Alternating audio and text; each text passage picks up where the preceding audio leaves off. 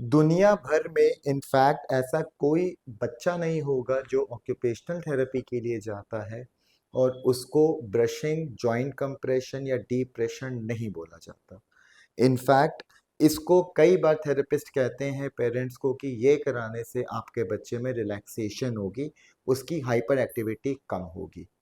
दूसरा सवाल ये उठता है जो पेरेंट्स पूछते हैं कि सर इस थेरेपी को कब तक कराते रहना है? क्या इससे रिलैक्सेशन इतनी ही ज़्यादा इम्पैक्टफुल है कि अगर ये थेरेपी एक 2 साल के बच्चे को कराई जाए या 5 साल के बच्चे को कराई जाए?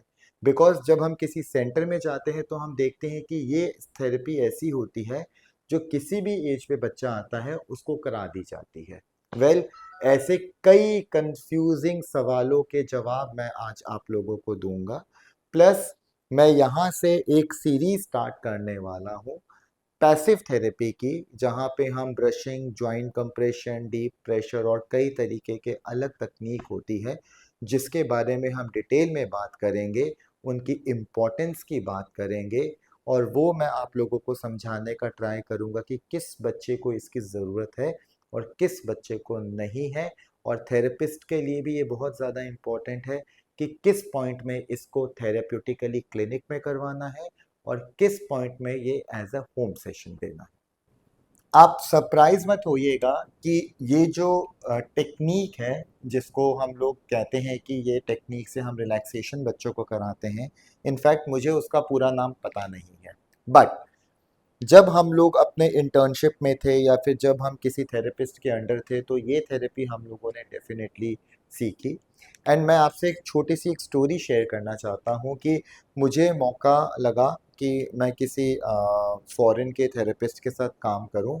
और जब हमने ये पैसिव थेरेपी या फिर ये जो ब्रशिंग वाली टेक्निक यूज़ की थी तो उन थेरेपिस्ट का ये कहना था कि अरे ये क्या करा रहे हैं, इससे तो कुछ फ़ायदा नहीं होने वाला। बट ये चीज़ वो भी अमेरिकन्स या फिर जो भी थेरेपिस्ट बाहर वर्ल्ड वाइड कराते हैं वो भी कराते हैं, लेकिन उनकी टेक्निक थोड़ी सी अलग होती है जो कि हम इंडिया में कराते हैं। वेल इस थेरेपी को मैंने जो नाम दिया है और मैंने ये नाम क्यों दिया है वो भी मैं आप लोगों को बताऊंगा। मैंने इसका नाम दिया है पैसिव थेरेपी। और इन थेरेपीज को brushing, joint compression and deep pressure वाली थेरेपी को रिलैक्सेशन थेरेपी भी कह सकते हैं आप। और अगर आप चाहें तो इसको आप हैंडलिंग टेक्निक भी कह सकते हैं। मैंने ये तीनों नाम क्यों दिए हैं पहले मैं आप लोगों को ये समझाऊंगा और फिर आज हम इस वीडियो में बेस बनाएंगे कि आपको एक एक चीज के बारे में कैसे पता होना चाहिए और उसको करना कैसे है, किस सीक्वेंस में करना है। चलिए सबसे पहले मैं ये करूंगा कि मैं यहाँ पे एक सीक्वेंस लिखूंगा। सबसे पहले सीक्वेंस होती है जो 80 से 90% थेरेपिस्ट फॉलो करते हैं कि वो अपना जो सेशन होता है वो ब्रशिंग के साथ स्टार्ट करते हैं। Well parents, I am very much sure आप ये समझ गए होंगे कि ये जो ब्रशिंग है ये टूथ ब्रशिंग नहीं है। ये इनफैक्ट इस ब्रशिंग को हम कहते हैं विलबागर्स ब्रशिंग प्रोटोकॉल, या फिर हम इस ब्रश को कहते हैं थेरापेशा ब्रश, या फिर इनको कई बार सॉफ्ट ब्रश भी बोला जाता है। और कंपनीज कई कई सॉफ्ट ब्रिसल के नाम से भी बेचती हैं या फिर कई और नाम के साथ इसको बेचती हैं। तो 80% थेरेपिस्ट हमेशा ब्रशिंग के साथ स्टार्ट करते हैं। मैं ये टेक्निक नहीं फॉलो करता, वो हम बाद में आएंगे। सेकेंड जो चीज़ होती है जो बहुत कॉमनली आप लोग सुनते हैं, that is joint compression. Third आप जो बहुत ज़्यादा कॉमनली सुनते होंगे, दैट इज़ जहाँ पे हम डिफरेंट मसाज देते हैं। और ये स्पेसिफिकली मसाज हम लोग ट्राई करते हैं बच्चे को हेड में देने के लिए या फिर फेस में देने के लिए। एंड देन हम लोग जाते हैं बच्चे को डीप प्रेशर देने के लिए। अब ये जो डीप प्रेशर है ये हम रोलर्स के साथ भी कई थेरेपिस्ट देते हैं। 90% थेरेपिस्ट इसको जिम बॉल के साथ यूजली या फिजियो बॉल के साथ देते हैं। और आजकल कई बार मेरी भी अपने वीडियोस या शॉर्ट में देखा होगा कि हम इसको रैप करके भी डीप प्रेशर देते हैं।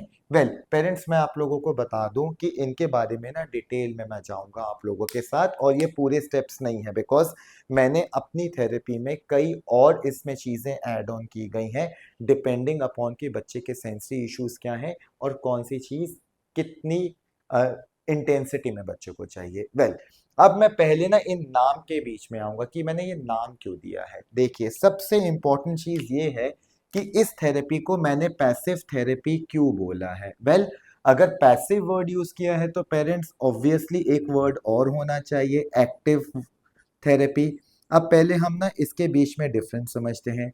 पैसिव थेरेपी वो होती है, इनफैक्ट मैं अपने पेरेंट्स को जो मेरे क्लिनिक में आते हैं मैं उनको ये बोलता हूँ सिंपल सी बात, पैसिव थेरेपी वो थेरेपी है जहाँ पे आपका बच्चा एक राजा है और आप उसकी प्रजा हैं और आपको उसकी सेवा करनी है। कहने का मतलब है कि यहाँ पे कोई भी एक्टिविटी अगर आप देखोगे तो यहाँ पे बच्चे को कुछ करना ही नहीं है, उसको सिर्फ आराम से मसाजेस लेने हैं, रिलैक्सेशन लेनी है।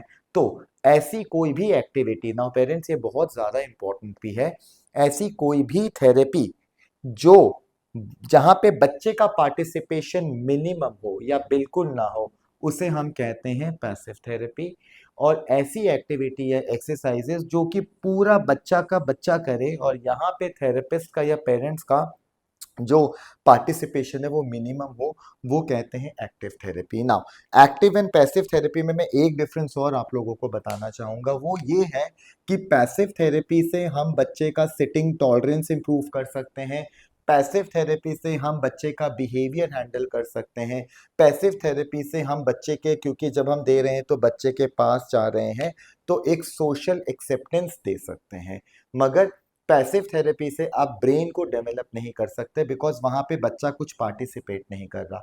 ये जो चीज़ है passive therapy and active therapy, यहाँ पे ना बहुत ज़्यादा कंट्रोवर्सीज हैं बिकॉज जब, जैसे मैंने आपको बोला है कि जब फॉरेन थेरेपिस्ट मुझसे मिले तो उन्होंने बहुत बहस की मुझसे कि आप तो पैसिव थेरेपीज कराते हैं और पैसिव थेरेपी एक टाइम वेस्ट है बच्चे के लिए, जबकि वो भी ये कराते हैं लेकिन किसी और फॉर्मेट में। एनीवेज, तो आपको अब ये समझ आ गया होगा कि ये पैसिव थेरेपी क्यों है, बिकॉज यहाँ पे पार्टिसिपेशन नहीं है।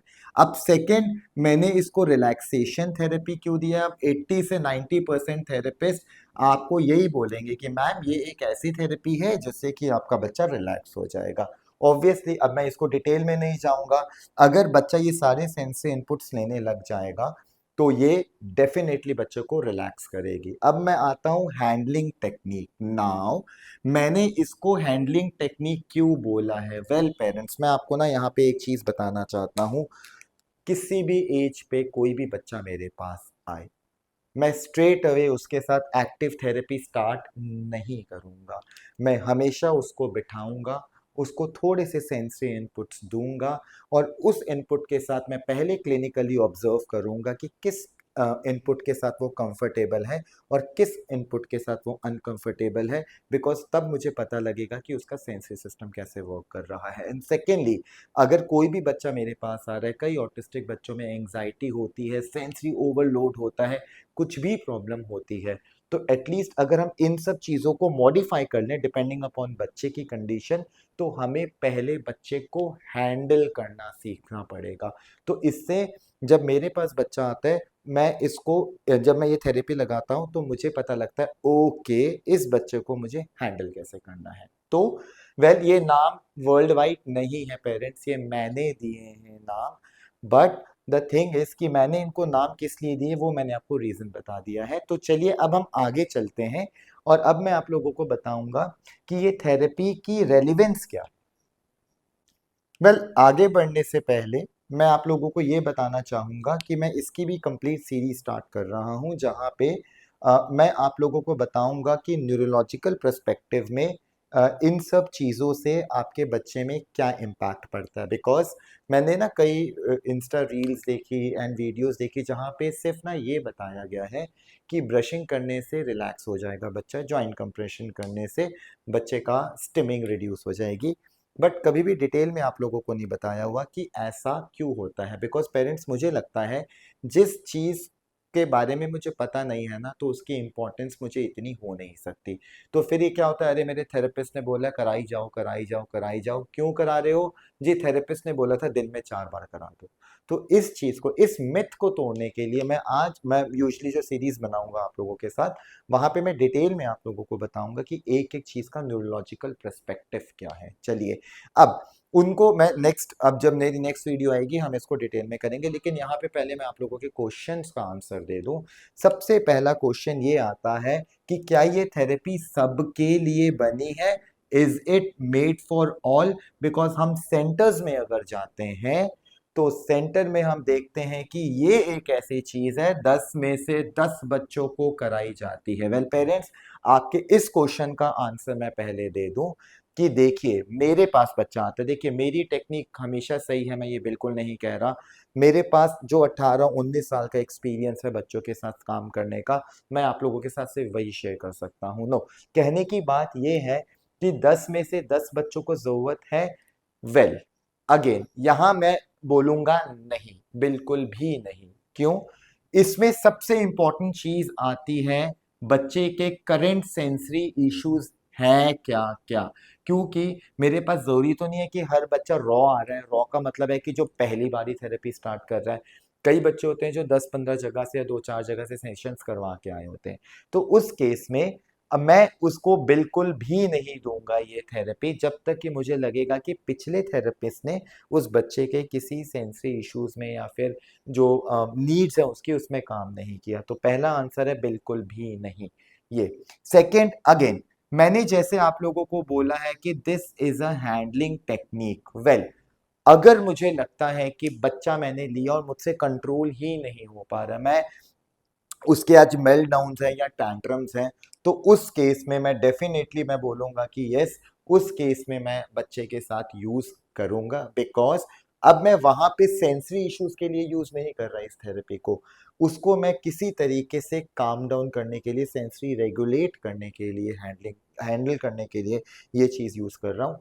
तो वहां पे जो सेकंड आंसर है आपका, जो कि क्वेश्चन होता है कि ये सबको चाहिए, वेल अगर बच्चे को मेल्टडाउन्स या टैंट्रम्स हैं जो कि सेंसोरियली ओरिएंटेड हैं, तो मुझे लगता है कि ये थेरेपी काफी लंबे टाइम तक आपके बच्चे के लिए नीडफुल है। अगेन हो सकता है कि मेरी बातें थोड़ा कंफ्यूज कर रही हो, लेकिन जब हम सीरीज स्टार्ट करेंगे वहां पे मैं क्रिस्टल क्लियर चीज कर दूंगा।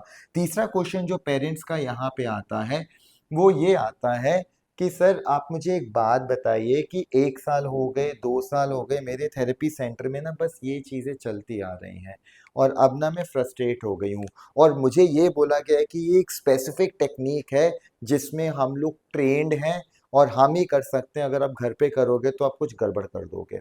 वेल पेरेंट्स, एक्चुअली मैं आपको एक बात बताऊं, ऐसी कोई भी एक्टिविटी सेंटर में जो कि बच्चा इंडिपेंडेंटली परफॉर्म कर चुका है वो ऑटोमेटिकली होम प्लान बन जाना चाहिए, और इसमें कोई भी रॉकेट साइंस नहीं है जो कि हम यूज करेंगे। बिकॉज हमारा मेन मोटिव है कि बच्चे को रिलैक्स करना है, बच्चे को हम हैंडलिंग करना स्टार्ट करें, और ये सिर्फ मेरी ड्यूटी नहीं है, घर पे आपको भी तो ये सब काम करना है। तो जो तीसरा क्वेश्चन होता है कि सर क्या इसको हम as a home plan use कर सकते हैं, डेफिनेटली इसको as a home plan use करना चाहिए। सो पेरेंट्स, सीरीज को आगे बढ़ाने से पहले मैं यहाँ पे अपनी वीडियो एंड करूंगा, आप लोगों को ये बताने के लिए कि हम इस सीरीज में क्या क्या कवर करेंगे। हम सबसे पहले, अब मैं इसी सीक्वेंस में आप लोगों को सिखाऊंगा। वेल सबसे पहले हम सीखेंगे मसाज। फिर एक्चुअली मैंने जैसे आपको बोला है कि कई थेरेपिस्ट ब्रशिंग से स्टार्ट करते हैं, बट मैं नहीं करता, और इसका मतलब ये नहीं है कि I am always wrong and they are, I am always right and they are wrong. हर थेरेपिस्ट की अपनी एक वे होता है, ये मैं अपना वे लिख रहा हूँ और मैं आप लोगों को बताऊंगा। यहाँ पे हम लोग ये सीक्वेंस हम लोग यूजली फॉलो करने का ट्राई करेंगे, और ये एक ऐसी चीज़ है जो मुझे लगता है कि आपके बच्चों को किसी भी, मतलब कोई भी ऑटिज्म स्पेक्ट्रम का है या फिर स्पेशल नीड बच्चा है, या फिर आपको लगता है कि आपसे हैंडल नहीं हो पा रहा कोई कोई ऐसे हाइपर एक्टिव बच्चा, तो उसके साथ भी अगर आप करोगे तो आपको इसमें इंप्रूवमेंट दिखेगी।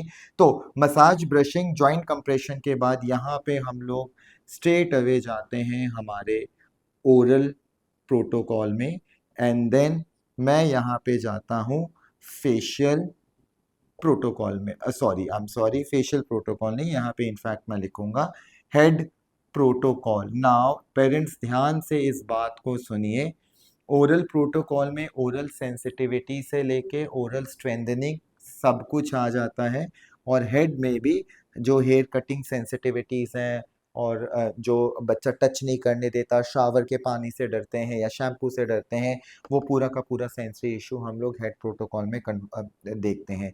एंड देन उसके बाद हम लोग डेफिनेटली आते हैं अपना पूरा स्पाइनल या बैक रिलैक्सेशन में, जहाँ पे यूजली मैं ये चीज़ें दोबारा से रिपीट करता हूँ, जैसे कि अब यहाँ पे बैक मसाज हम करते हैं, एंड देन फिर हम बैक ब्रशिंग करते हैं, और यहाँ पे we start with spinal massage, and then उसके बाद हम लोग जाते हैं डीप प्रेशर में। अब डीप प्रेशर भी डिपेंड करता है कि बच्चे का क्या लेवल है, क्या एंजाइटी है या क्या है। अब इसमें हम देखते हैं कि मुझे फिजियो बॉल के साथ देना है, या रैप करना है, या फिर मुझे अपने हैंड्स के साथ ही देना है। सो पेरेंट्स, इस सीरीज में हम लोग क्या देखेंगे, मैं फटाफट से रिपीट कर देता हूँ। मसाज, ब्रशिंग अलग से मैं एक पूरी सी आपकी वीडियो बनाऊंगा, ब्रशिंग की, जॉइंट कंप्रेशन की, ओरल प्रोटोकॉल्स, हेड प्रोटोकॉल, स्पाइनल्स की, और स्पाइनल रिलैक्सेशन कैसे देना है और डीप प्रेशर कैसे देना है। Well, this is a pure passive therapy. 80% हम लोग ये घर पे करा सकते हैं अगर सही तरीके से चीज़ों को समझे। तो बने रहिएगा मेरे साथ वीडियो में, बिकॉज ये पूरी की पूरी सीरीज आपके बच्चे के लिए बहुत इंपॉर्टेंट होगी।